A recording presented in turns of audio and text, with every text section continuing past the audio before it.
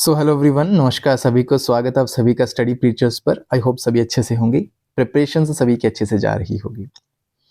सो चलिए यार, आज का जो हमारा टॉपिक है बहुत ही इंटरेस्टिंग है, बहुत ही इंपॉर्टेंट है और आपके अंडरस्टैंडिंग पर्सपेक्टिव से भी इंपॉर्टेंट रहेगा and at the very same time exam perspective से तो हमारे लेक्चर्स इंपॉर्टेंट होते ही हैं। सो चलिए स्टार्ट करते हैं, टाइम बर्बाद नहीं करेंगे बिल्कुल भी और फटाफट से आज के लेक्चर की तरफ बढ़ेंगे।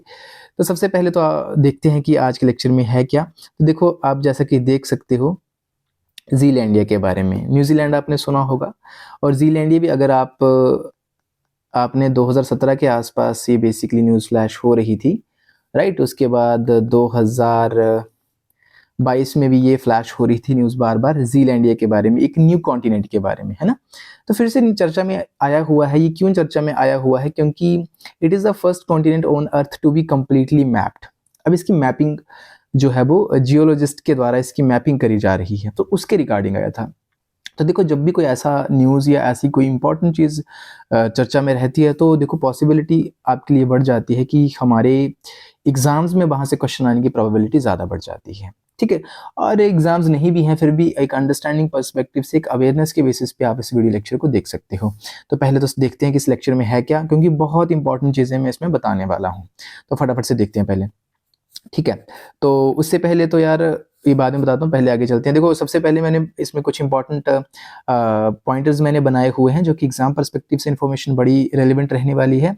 साथ का साथ यहाँ पे क्या कुछ मिला है जियोलॉजिस्ट्स को, उसके बारे में मैंने आपको इमेजेस के थ्रू समझाने की कोशिश इसमें करी है और मैं आपको समझाऊंगा आगे लेक्चर में, तो जुड़िए रहिए एंड तक।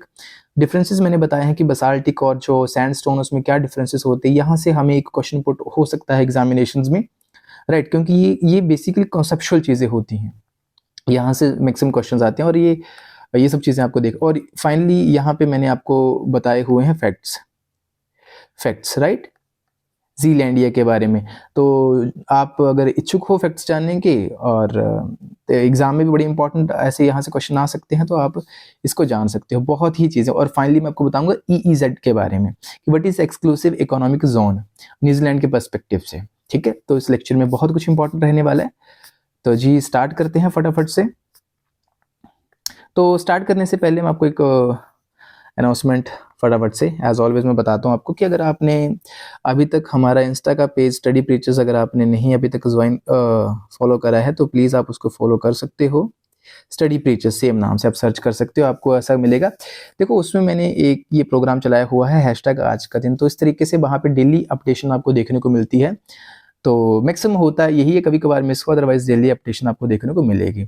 हर एक दिन के बारे में मैं कुछ इंपॉर्टेंट हिस्टोरिकल या कोई भी उससे रिलेटेड इंपॉर्टेंट चीज़ें होती हैं वो फैक्ट्स में अपलोड करता हूँ और बाकी कुछ इंपॉर्टेंट रील्स भी वहाँ पे अपलोड करता हूँ आपके डिफरेंट चीज़ों के बारे में, राइट। तो वहाँ से आप जो है वो अच्छे से कर सकते हो, पढ़ सकते हो। तो चलिए स्टार्ट करते हैं आज का हमारा मेन टॉपिक। तो ज़ीलैंडिया की बात करूँ तो देखो, आप देख सकते हो यहाँ पे ये क्या है, हमारा न्यूजीलैंड है, ये सारा का सारा, है ना। ज़ीलैंडिया पे यहीं से यार देखो कि न्यूजीलैंड, देखो नाम क्या है, न्यूजीलैंड यहीं से बना है। ज़ीलैंडिया इसको नाम दिया गया है बेसिकली। जो न्यूजीलैंड है वो ये इसी कॉन्टिनेंट का हिस्सा है, लेकिन अप्रोक्सीमेटली ये जो कॉन्टिनेंट था ये सबमर्ज्ड हो चुका है। ये अप्रोक्सी आप मान के चलो 90 मिलियन ईयर्स बैक जो था ये था, ठीक है। तब बेसिकली ये था। तो ये बेसिकली अब तो सबमर्ज हो चुका है ये, राइट।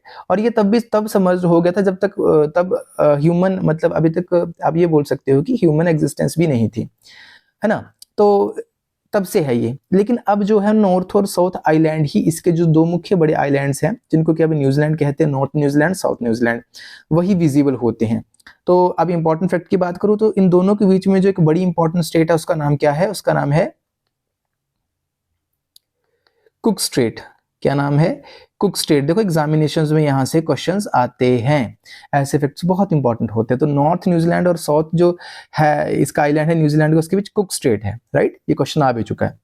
तो इसके आसपास का जो आप ये शेडेड रीजन देख रहे हो ना, जो इस लाइन के अंदर अंदर दिखाया हुआ है, ये ज़ीलैंड है पूरा का पूरा। इसको द्वारा से इसकी डिस्कवरी करी गई है और इसके बारे में पता लगाया जा रहा है, डिफरेंट फैक्ट्स उसी के बारे में है, ठीक है। इसको मैपिंग किया जा रहा है पूरा का पूरा जियोलॉजिस्ट के द्वारा। अगर ज़ीलैंडिया की बात करूं तो इसको आप टीर यू मोई भी कहते हैं, right, in the Maori language. Mauri language की मैं बात करूं, covers more than 5 million square kilometres making it twice the size of सब कॉन्टिनेंट ऑफ इंडिया। अगर मैं इंडियन सब कॉन्टिनेंट की बात करूं तो इंडियन सब कॉन्टिनेंट के डबल एरिया साइज, उतना एरिया है इसका, बेसिकली ये कॉन्टिनेंट बड़ा है। थोड़ा सा फैक्ट यहाँ पे मैं आपको और भी बता देता हूँ इंटरेस्टिंग, कि आप इसको देखो जीलैंडिया को कॉन्टिनेंट भी कह सकते हो, या बेसिकली अगर मैं आपको सही तरीके से इसको मैं बताना चाहूं तो मैं इसको बोलूंगा micro continent. Micro continent, basically micro continent क्यों बोलूंगा, माइक्रो कॉन्टिनेंट इसलिए बोलूंगा, देखो माइक्रो कॉन्टिनेंट क्या होता है, जब भी कोई एक लैंडमास किसी बड़े लैंडमास से टूटता है, सेपरेट होता है और वो बाद में अलग हो जाता है, राइट, उसको हम कॉन्टिनेंट ना कह के माइक्रो कॉन्टिनेंट बेसिकली बुला लेते हैं। तो दोनों में से सही है, एग्जाम में कुछ भी आता है अगर माइक्रो कॉन्टिनेंट लिखा होता है तो आपने कंफ्यूज नहीं होना है, सेम बात है। सवाल ये उठता है तो माइक्रो कॉन्टिनेंट है, इट मींस किसी बड़े लैंडमास से सेपरेट हुआ, तो किससे हुआ है ये हुआ है आपका अंटार्कटिका से, ठीक है, अंटार्कटिक जो है उस कॉन्टिनेंट से ये सेपरेट हुआ है आपका, ठीक है, इतना सा आपने याद रखना है चीजें। चलिए भैया, अब आप पूछोगे, आपके दिमाग में एक सवाल आएगा कि अभी इसके बारे में इतना टाइम तक क्यों उतना पता ना चला, मतलब कहाँ थे अभी तक, हम सो रहे थे क्या, हमें पता क्यों नहीं था इसके बारे में। देखो उसके कुछ मुख्य कारण हैं। कारण ये है कि 95% ऑफ इसका जो एरिया है वो सबमर्ज्ड है पैसिफिक ओशन के नीचे, साउथ वेस्ट पैसिफिक ओशन के नीचे, तो ये भी इंपॉर्टेंट आपके लिए यहाँ से इंफॉर्मेशन है, राइट। और अगर मैं बात करूँ सिर्फ जो दो बड़े आइलैंड्स है इसके, न्यूजीलैंड जो कि इस तरीके से है, आपको पता नॉर्थ है ये, और इस तरीके से क्या है ये साउथ है, सिर्फ यही विजिबल हैं अभी सरफेस पे, तो इसलिए भी ज्यादा तवज्जो उसको नहीं दी गई, राइट। और जब मैपिंग की जब मैं बात कर रहा हूँ कि इसकी मैपिंग हो रही है, तो मैपिंग कैसे हो रही है, कॉम्बिनेशन ऑफ रॉक सैंपल्स जो कि सी से रिकवर करे गए हैं और साथ में जियोफिजिकल मैपिंग मेथड से जो है वो इसकी मैपिंग करी जा रही है, इसके एविडेंसेस जुटाए जा रहे हैं। तो अब अगली स्लाइड में हम बात करते हैं कि क्या क्या चीजें यहाँ से इंपॉर्टेंट मिली हैं, जियोलॉजिस्ट्स को क्या मिला है भैया यहाँ पे, है ना, क्वेश्चन ये उठता है। तो जैसा पिक्चर में आप देख सकते हो, ये क्या है आपका सैंडस्टोन है, क्या है ये सैंडस्टोन, और ये क्या है आपका, ये आपका बसाल्टिक रॉक है या बसाल्ट रॉक है, ठीक है, दोनों में डिफरेंस होता है, ठीक है, वही मैं आपको अभी आपको समझाऊंगा, राइट। तो लार्ज सैंडस्टोन फॉर्मेशंस यहाँ पे मिली हैं, deposits of basaltic rock pebbles मिले हैं। इन दोनों से मिलने से एक चीज तो क्लियर होती है कि जो बसाल्टिक जो रॉक्स मिले उससे एक बात क्लियर होती है कि यहाँ पे वोल्केनोज भी प्रेजेंट थे, क्योंकि जो बसाल्टिक रॉक होती हैं, जो बसाल्ट होता है ये कहाँ पे देखने को मिलता है, ये वहीं पे मिलता है जहाँ पे एक्टिव वोल्केनोज होते हैं, है ना। और ये वोल्केनिक जो रॉक्स होती है ना आपकी, वोल्केनिक रॉक्स या जिनको आप इग्नियस रॉक्स भी कहते हो, इग्नियस रॉक्स, ये उन्हीं से बनते हैं, ये बसाल्टिक रॉक्स जो होती हैं, ठीक है, ये भी बड़े जानने वाली इंपॉर्टेंट फैक्ट है। तो देख सकते हो ना दोनों में डिफरेंस, इनकी बनावट में जरा अंतर निकालो, जरा देखो यहाँ पे ये थोड़ा सा हमें फ्रेजाइल दिख रहा है, I would say it is more fragile as compare to this one, it is more consistent, है ना। तो ये इसमें रेत के कणों से जब मिलके बनता है वो सैंडस्टोन होता है, बलुआ पत्थर कहते हैं इसको। ये रेड सैंडस्टोन भी हो सकते हैं, ब्लूइश भी होते हैं, ग्रे भी होते हैं, डिफरेंट टाइप्स के होते हैं, है ना। और मैं इसकी बात करूं अगर मैं बसाल्टिक रॉक की, आप देख सकते हो कि ज्यादा डेंस कलर्ड होता है बेसिकली, और इसकी जो बनावट है बहुत कंसिस्टेंट है बेसिकली, है ना, देख सकते हो ज्यादा मजबूत दिख रहा है।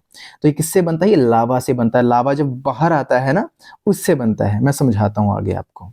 चलिए भैया, तो अगर मैं, ये तो सैंडस्टोन तो क्लियर हुआ, अब बात करते हैं बसाल्टिक की। तो लेट सपोज ये आपका क्या है, वोल्केनो, आप सभी को पता है इस तरीके से, बीच में ये देखो ऐसा करके होता है, नीचे स्थानोस्फीयर है जिसमें लावा इस तरीके से घूमता है। जब लावा ये ऊपर की तरफ आता है, लेट सपोज लावा ये आया और ये जब फटा वोल्केनो इस तरीके से साइड में गिरा, जब कुछ दूरी पे जाके after covering some distance it cools down, ठंडा हो जाता है और उसके बाद ये जमने शुरू हो जाता है, और वो जो जमी हुई जो चट्टानें होती हैं वही आपकी क्या है, ये बसाल्टिक रॉक्स आपकी, ठीक है।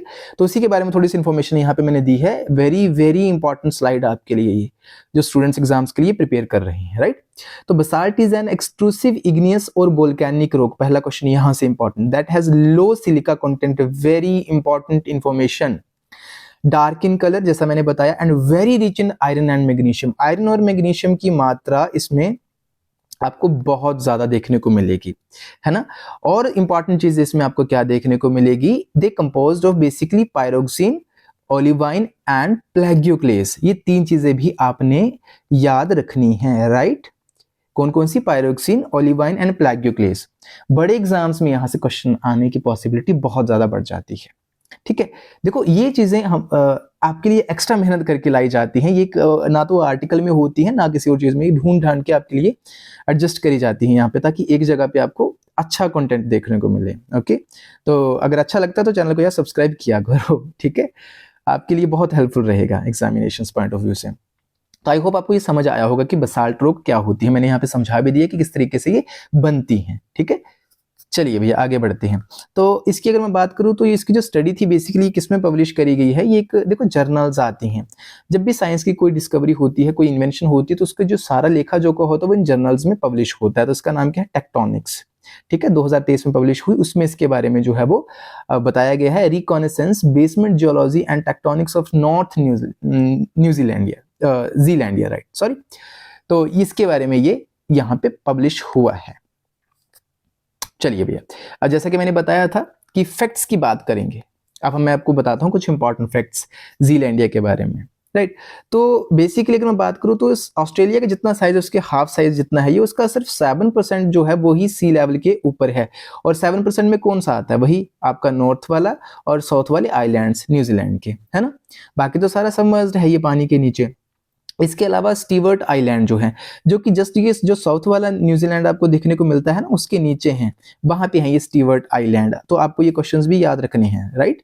इसके अलावा अगर मैं बात करूं तो न्यू कैल्सिडोनिया कहाँ पे? जो आपका नॉर्थ जो आइलैंड है न्यूजीलैंड का, उसके ऊपर जैसे यहाँ जैसे हैं, ग्रुप ऑफ आइलैंड्स है न्यू कैल्सिडोनिया।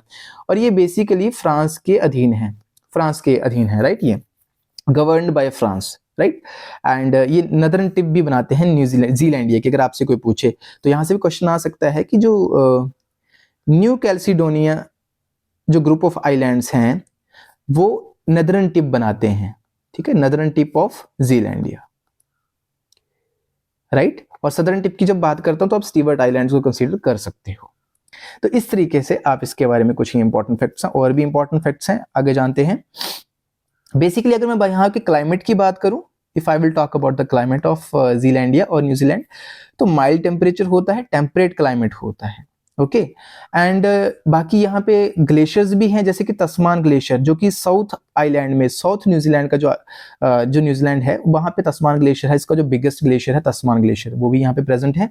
इसके अलावा बात करूँ तो जीलैंडिया को बड़ा ही टेक्टोनिकली एक्टिव रीजन माना जाता है। तो इससे हमें क्या पता चलता है, जैसे मैंने अभी समझाया ना आपको बसाल्टिक रॉक के बारे में, तो इसलिए इन चीजों से पता चलता है जब ये ऐसे एविडेंसेस मिलते हैं कि हाँ भैया यहाँ पे वोल्केनोस ज्यादा रहे होंगे। दूसरी बात ये भी है कि ये ऑस्ट्रेलियन प्लेट और आपका जो साउथ पैसिफिक प्लेट है उसके बीच में, उसके ऊपर है बेसिकली ये, ठीक है।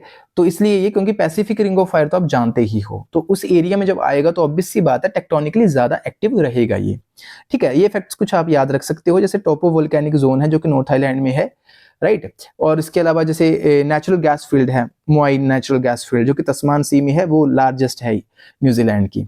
तो आप ऐसे फैक्ट्स भी याद रख सकते हो, एग्जामिनेशंस में डायरेक्ट क्वेश्चंस आपसे आ सकते हैं, okay. Finally we will talk about the EEZ. Now what is EEZ? It is called as exclusive economic zone. अब ये एक्सक्लूसिव इकोनॉमिक जोन होता क्या है मैं आपको समझाता हूँ। मान के चलो ये कोई कंट्री है ना, ये कोई कंट्री है और इसके आसपास ये जितना भी एरिया है ये वाला, ये इसका मैरीटाइम बाउंड्रीज है, मैरीटाइम एरिया है इसका, ठीक है, पानी है यहाँ पे।